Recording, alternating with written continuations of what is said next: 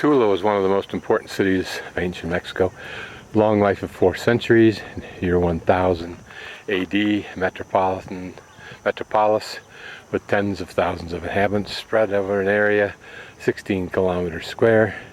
Plazas, pyramides, palacios, artificial terraces, canal systems, drainage systems, streets, boulevards, bridges over the Tula River.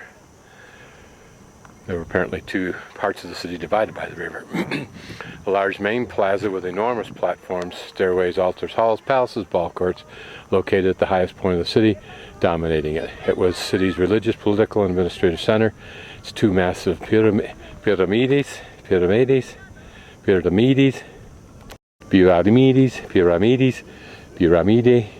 visible from almost any point of the city, and countless polychrome bas-reliefs.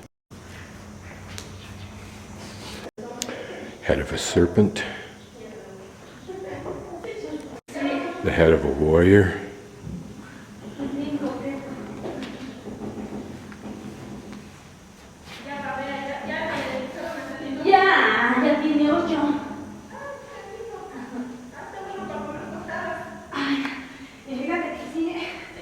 this looks like a jaguar with perhaps a snake entwined around its neck.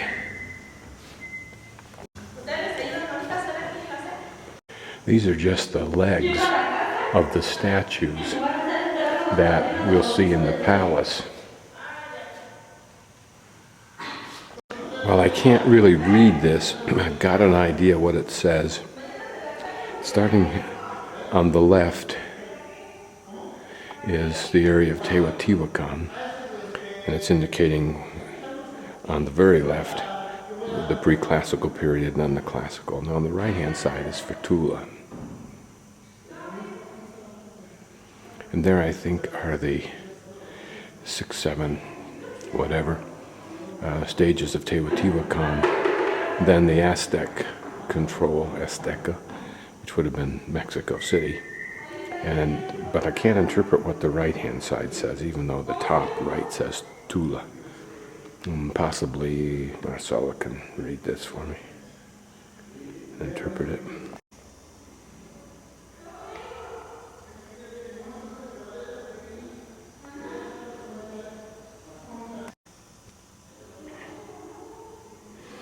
You can easily imagine eating off these dishes or having them in the center of a table with vegetables or the main dish. It's important to notice when we look at anything here that the Toltecs were known as a very Spartan-like, militaristic, violent culture. It's thought by some that it may have been in this culture that the Aztecs ultimately became the bearers of the slaughtering of victim sacrifices. What's interesting, it holds a circle in between what will be its hands.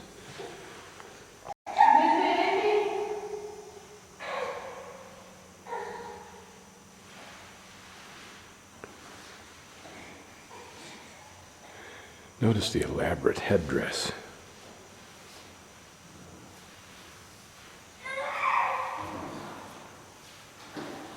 Probably loaded with icon symbols I'm unable to interpret. This looks like some kind of bird, but I don't know.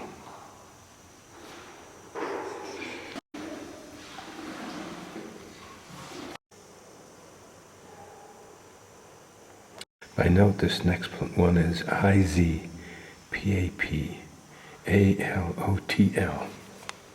Looking at this upper part, it appears to be that there are breasts whose direction hangs from upper left to lower right. And above that you can see a face somewhat similar to the one in the last panel. Notice the teeth. Whether those are flower petals or not, I don't know. By note, the next few panels are just photos of architectural photos in the museum that may or may not have relevance.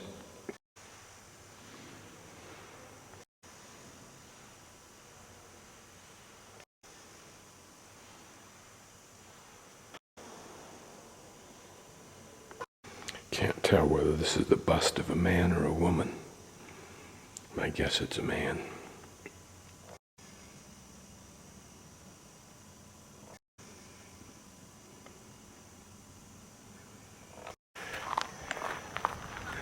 Tula was one of the most important cities of ancient Mexico.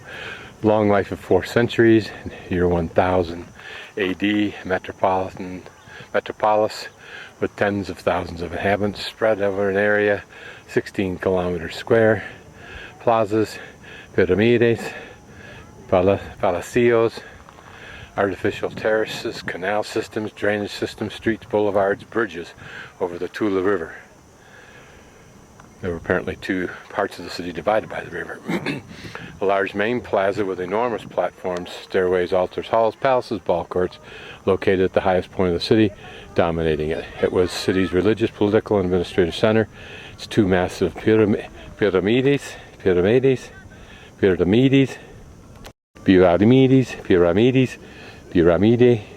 visible from almost any point of the city, and countless polychrome bas-reliefs.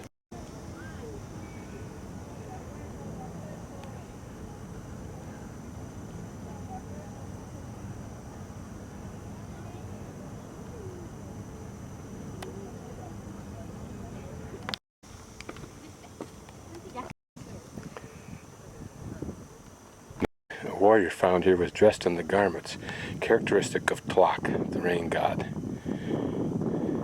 So notice the same god here as dominated Teotihuacan, which would again suggest that this religion came from that.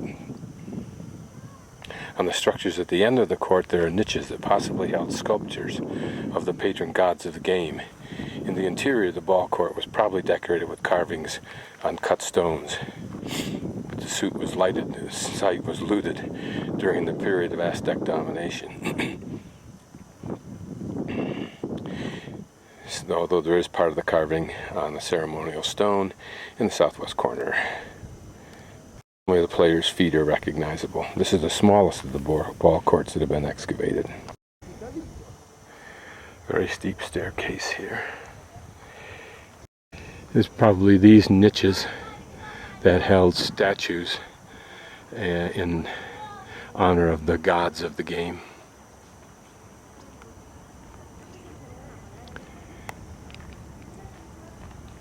There appear to be tiers, but whether this was all one surface, I don't know. Although these rocks sticking out here, like the one on the right, suggest that this was all one sloped surface.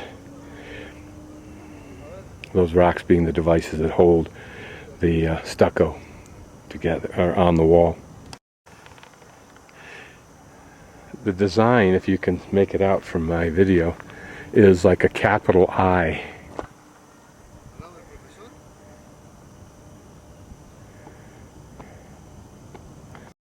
Now we're used to, in our sports, the design of the courts being absolutely identical from one stadium to another, basketball, hockey, football, etc.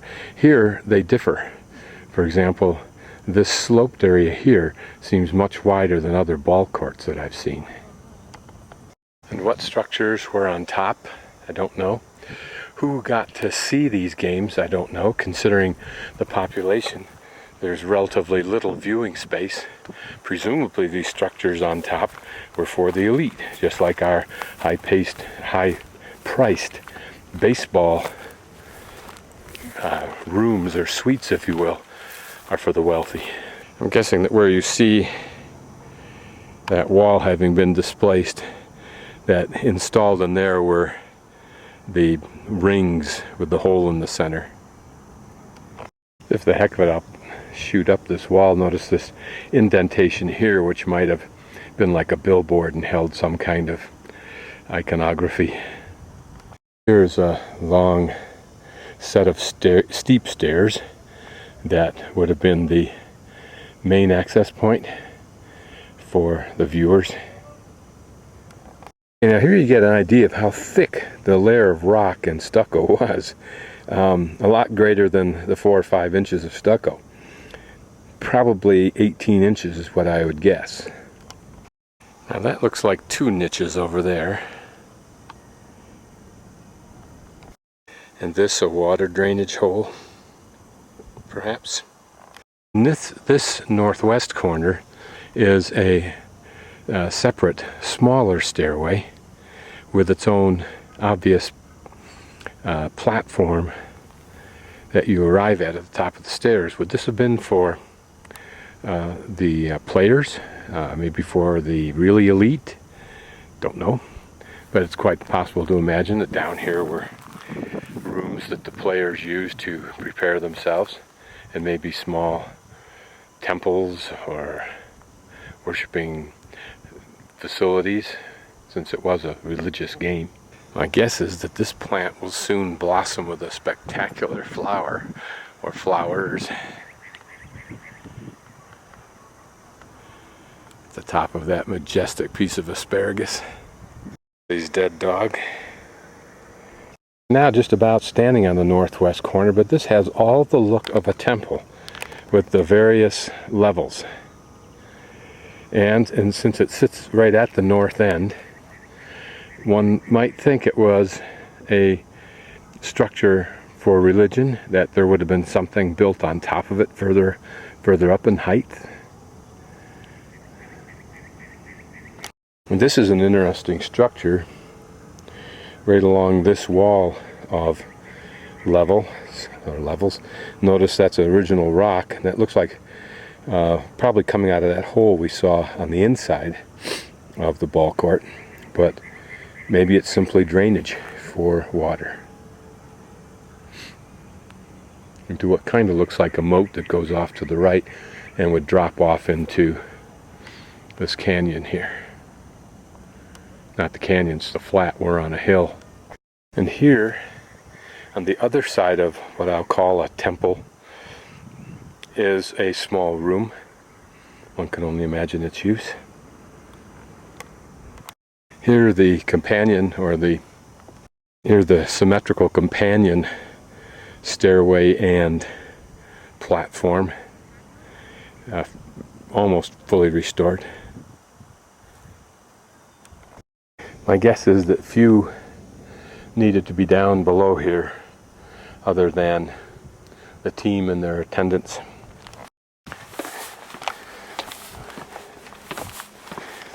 Obviously I will not be in today's game. I'm not in condition for it.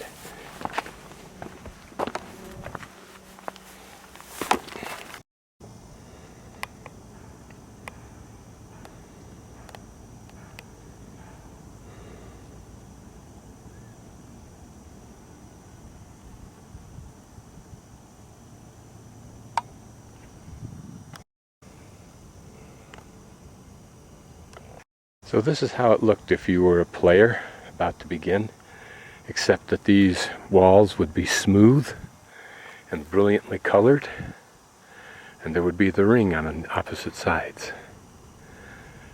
And you knew that if you were the captain and you won, you would be sacrificed.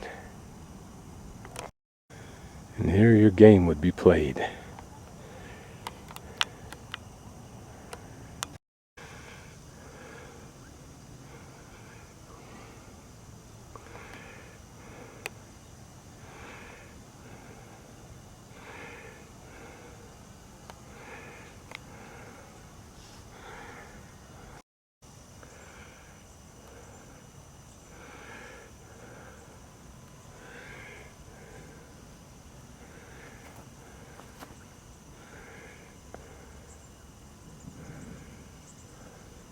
Now along this wall you can notice again the two planes, the top short vertical plane, and then in this instance a long angled plane called the talus. Whereas the one above it has just a slight talus angle to it.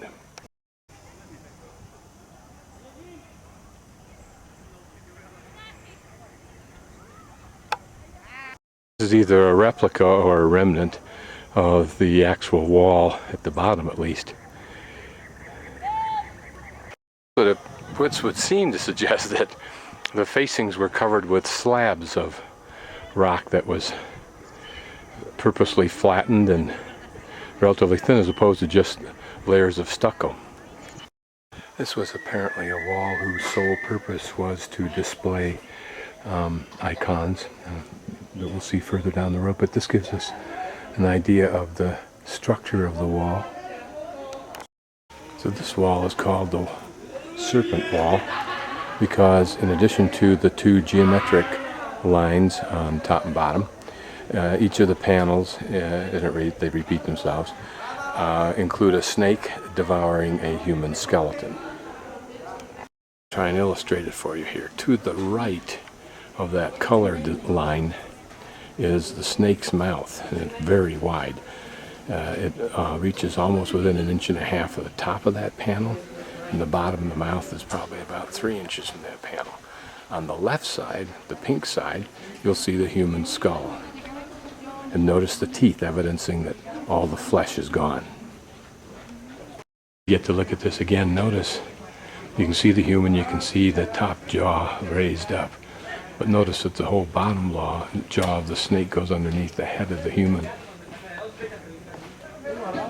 And these walls were apparently a Toltec design, and they represent the perimeter or the boundary of the holy places.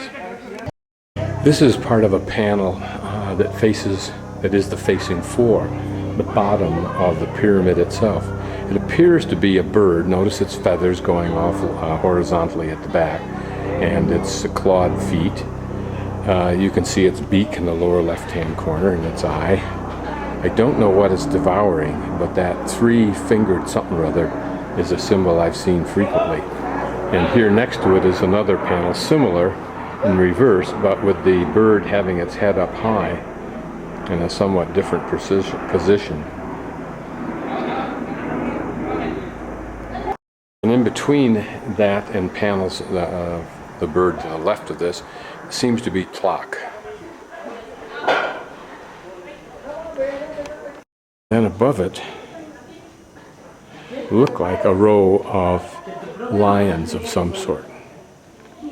They look like lions. And notice on this one, and the front one, the rope around their neck, which I referred to in the museum as maybe being a snake entwined around their neck. And so here you see something more. It almost looks like a collar with a bell on it. On the top are these icons. I don't know what they mean, but you see similar kinds of devices on the top of the bracero pots.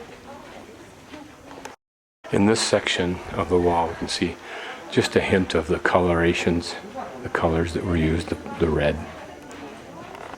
Now looking at the east corner, if you will, of the wall, and those panels continue here, nicely protected. Thank the budget. We'll take a closer look at these in a moment. Now there is a difference in the animals here. Here's a lion, but this looks like a wolf or a coyote or a fox. Notice the sharp jaw and the teeth. The ears are pointed. Notice the tail, kind of a fox. The panels vary in size. Notice this very long panel, and then a very short panel with the same wolf compressed, and here with a lion compressed.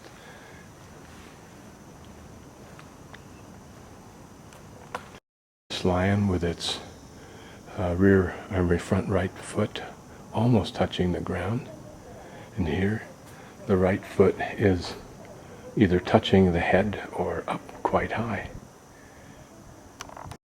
This numbering system reflects actual panels that are being studied off-site. Now notice, since you couldn't see it before, that the lower panel is completely duplicated on the second level. In fact, it's quite possible that it was duplicated at each level. I'm guessing that while we can't pass to the left beyond this point, that perhaps the entire structure continued that way, maybe.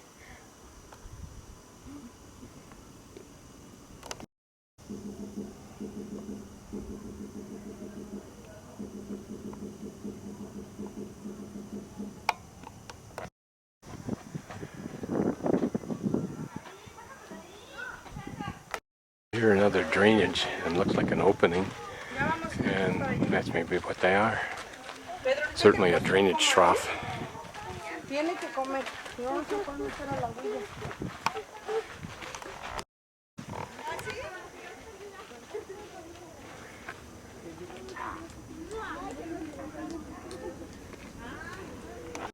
It looks like a couple of altar places.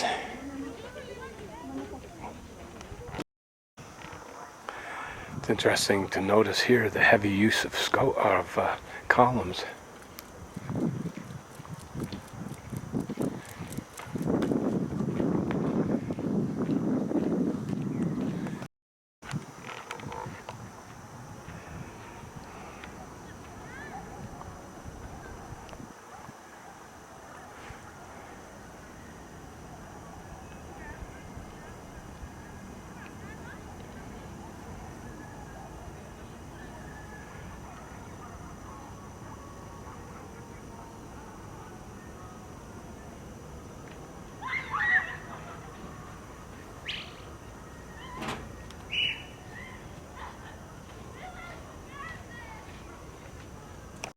I am at what is called today the colonnaded grand vestibule, and here in the corner is a preserved and restored stone bench with panels along the bottom that supposedly show warriors. Remember, this is a warrior-based society like Sparta was.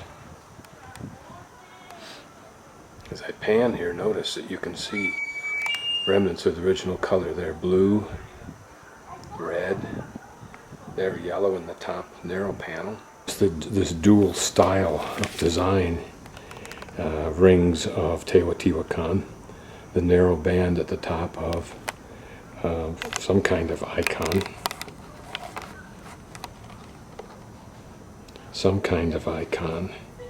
And then the message in the lower icon. I cannot make out what are warriors unless in the center right there is a face. Maybe so, I'm guessing.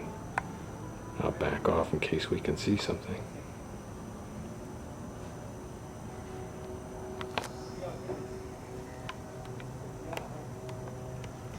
Again, in this panel we can see yellow, blue, white, and red. It's not a huge temple in the sense of height and width, although it has many or several levels to it.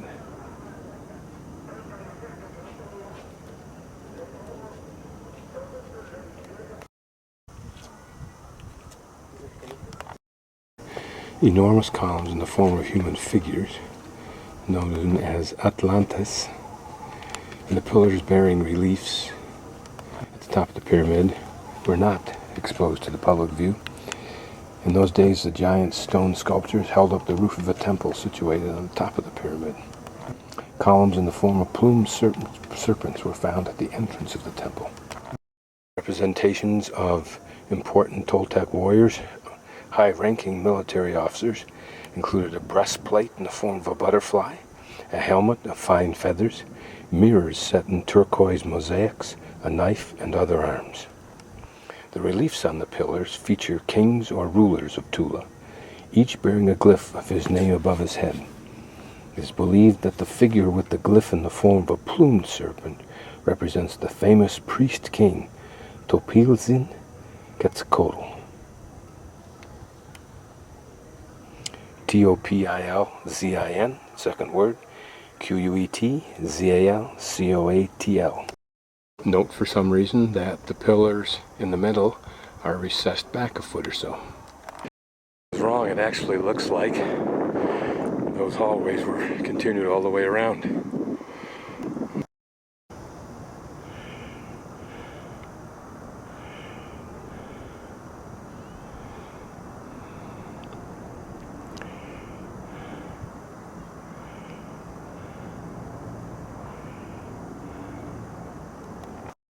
thought that the vertical lines represent feathers pointing up, embedded in rows of stars. The plate is intended to represent a butterfly, seen a little bit more precisely in this one. And the short skirt is held in the back, representing the sun. The buttocks are bare, so we'll of course race around to look at that. Certainly there's some kind of iconic image on the top of the feet, but yet you can see the toes, or at least the toenails.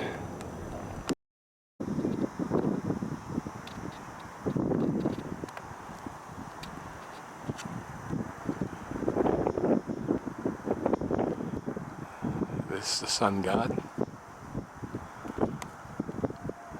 The bare butts. Interesting to know if these bands represent socks or just decorative bands that were applied to the feet. In their left hand, they hold arrows or spears.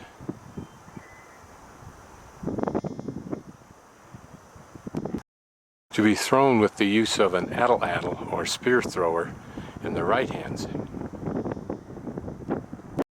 Columns are supposed to depict crocodile head, warrior orders or symbols, and weapons. Certainly here we're looking at a warrior.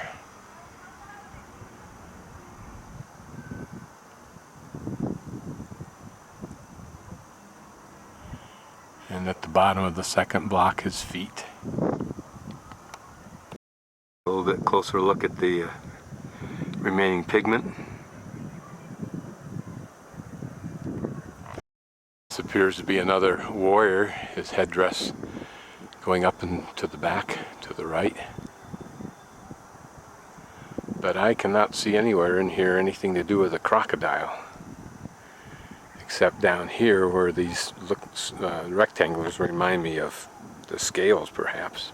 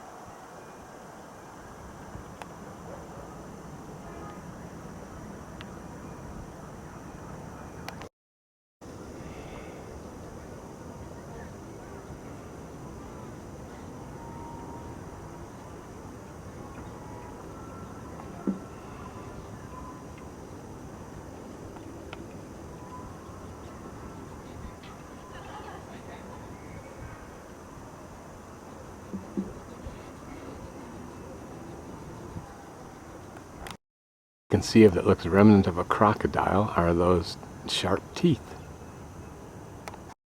At one point, these main columns terminated the rock structure and became wood, unless this was just an internal structural device. There was just a wooden structure that served as an archway here, because these columns here, the four out in front, the narrow ones, do not show any wood at all, and yet they're as high.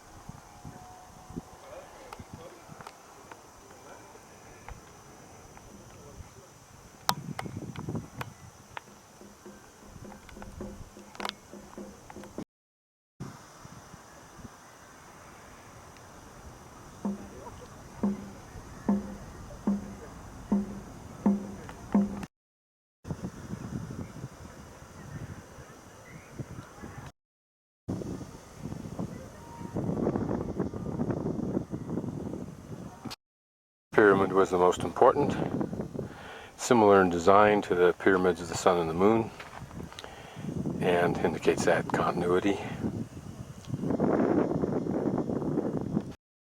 Small temple in the center of the plaza behind me, known as the Adoratorio, is precisely aligned with the stairway on Pyramid C and played some role in the rituals and ceremonies of this pyramid. It was originally covered with a bas-relief of warriors and other dignitary. There was a chakmul on the upper part of the structure, which indicates sacrifice. If we take Mel Gibson's Apocalypso movie literally, heads may well have bounced down these stairs. Standing on another platform that has 2 levels at least, and perhaps had more.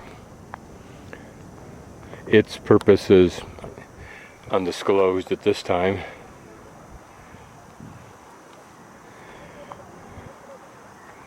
Again, you get a sense of the height of this position, prominence adding to its prestige.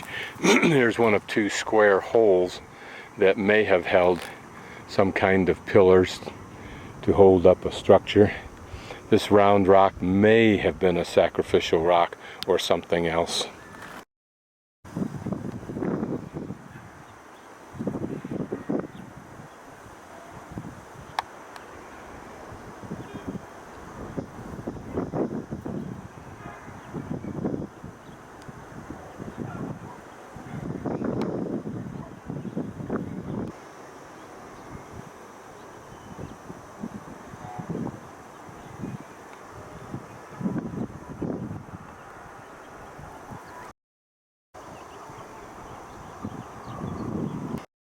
Town of TULA. Guidebook describes it as unexciting, perhaps. Notice the constant smog in the air. Because I believe this is all part of this huge basin that Mexico City is a part of. And while there is a wind blowing today, apparently in the main it's not sufficient enough to flush this out. But you can see industries all about pumping debris into the air.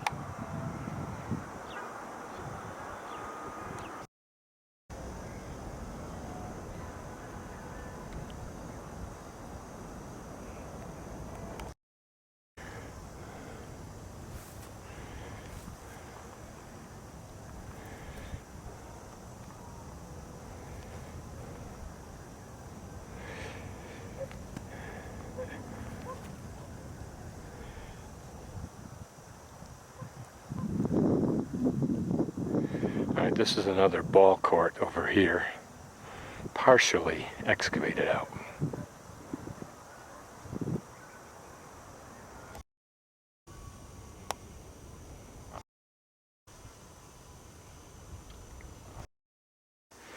Okay, this building had its main access on the south side, in other words the opposite side from where we are, and has a 1,000-year history of occupation. After the ancient city of Tula reached its peak of development, it was reoccupied in Aztec time and again in the colonial period.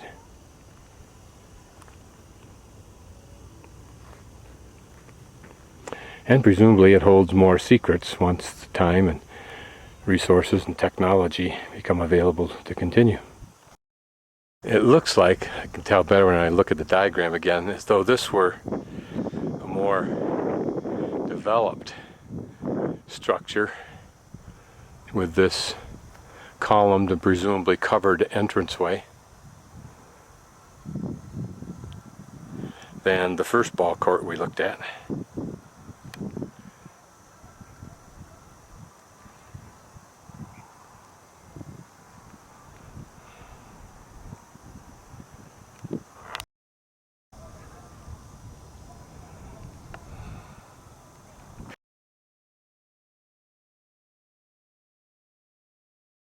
Is the largest ball court in Central America at 100 meters or roughly 300 feet. Interesting structural niche.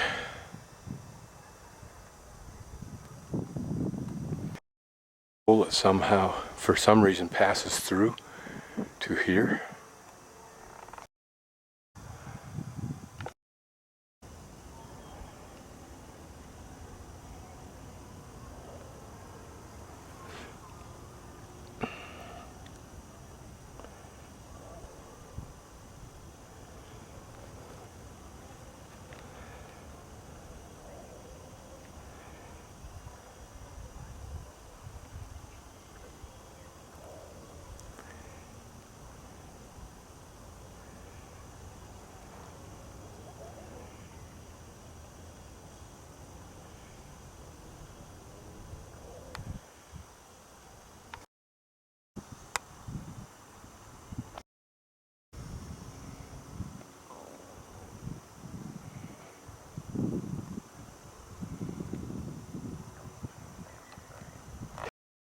Rituals associated with astral bodies and with war enacted in structures like this.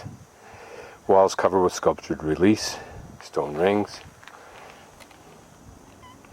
Apparently there's a very strong connection between this ball court and the court at Chichen Itza in Yucatan.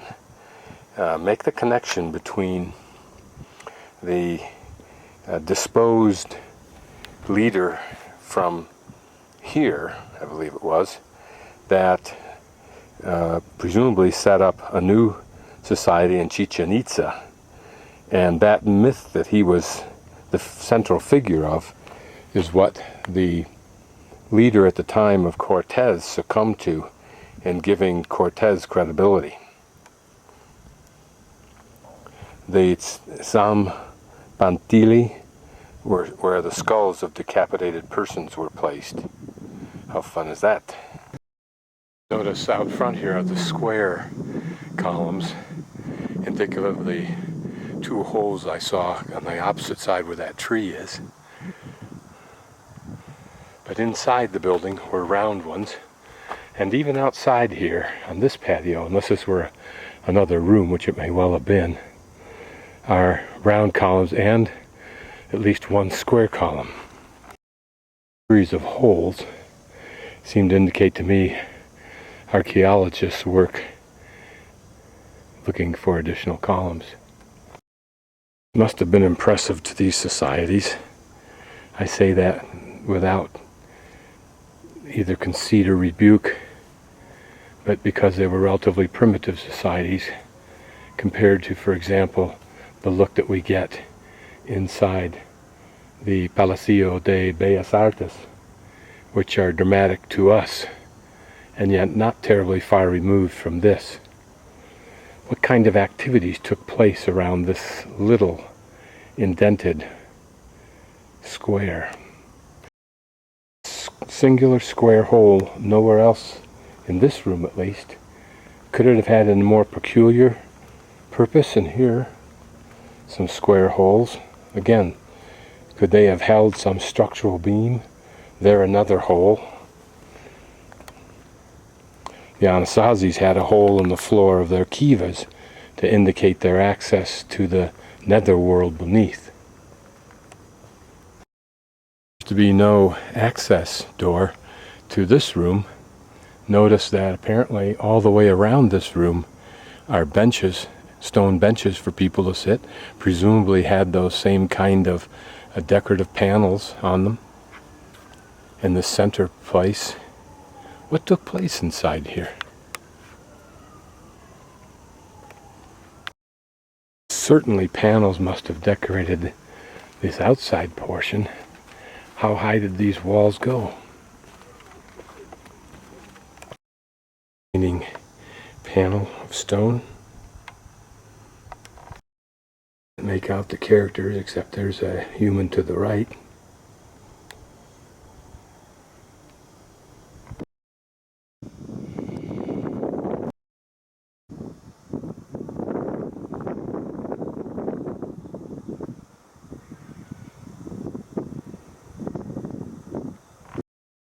Note, the name is achieved because the place was apparently destroyed by fire. It's most likely it was not a residence, but rather a council room and meeting place of advisors to the rulers, judges, elders board, or blah blah blah. The benches were decorated with processions of important persons, represented in the frieze of the Kakakis, local chieftains. Located to the southwest, the pyramid bead, Chakmul. That wasn't that one that Chakmul was actually an original found here.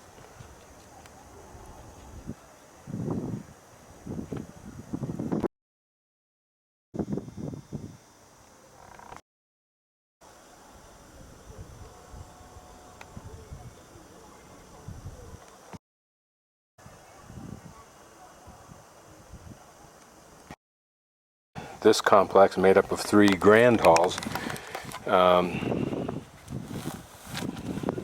King and ruling elite participated in these meetings. Just looked at is an entrance nobleman headed by an individual who was probably the king dressed as Tlak, the god of rain. Of reclining warriors seems to represent dead warriors or kings, located in the upper part of the central patio from which the surrounding rooms received light. In the central hall, important offerings were found associated with the altars in the patio. Again, I'm not able to deduce much here. Certainly it looks like an individual on the right side, and on the left side it looks like another individual with his right hand just about touching the far left edge.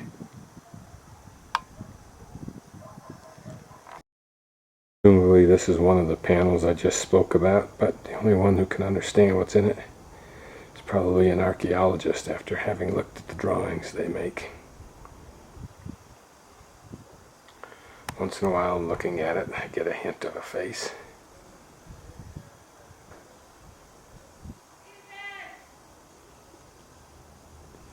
You can still see the colors though. Blue, yellow, red.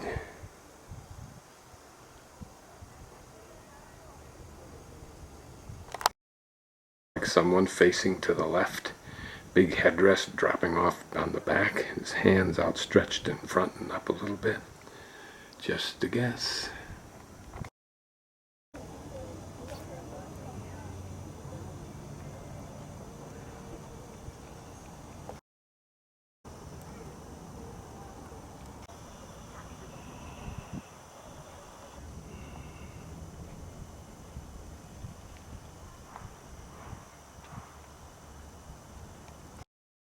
Next to the visitor center is another ruin, but for what it is, we don't know. I don't know. No clue.